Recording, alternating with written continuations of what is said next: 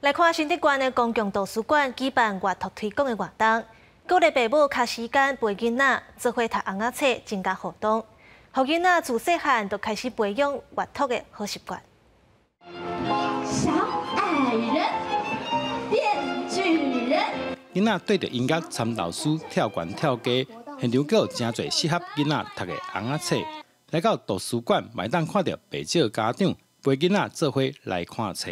小朋友从小开始看书，就他自己也会很喜欢去拿书过来给我念给他听。音乐啦、故事啦，或者是自己来讲给他听，因为我觉得这样子对他脑力的激发还蛮有用的。爸爸妈妈会念故事给你听吗？会。你喜欢跟爸爸妈妈一起听故事吗？喜欢。文化局指出，2岁到5岁之间的囡仔是上重要的启蒙时期，若是父母会当陪囡仔做伙阅读。让囡仔自细汉就感受到看册的优点，对囡仔未来发展有真大的帮助。那阅读呢，可以丰富他们无论是他们的知识还是他们的心灵陪伴着他们一起逐步的成长。也希望能够借此推动亲子阅读。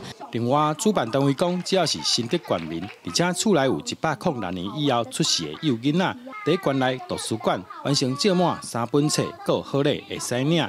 希望透过活动，让囡仔培养好的阅读习惯。记者杜君和新竹报道。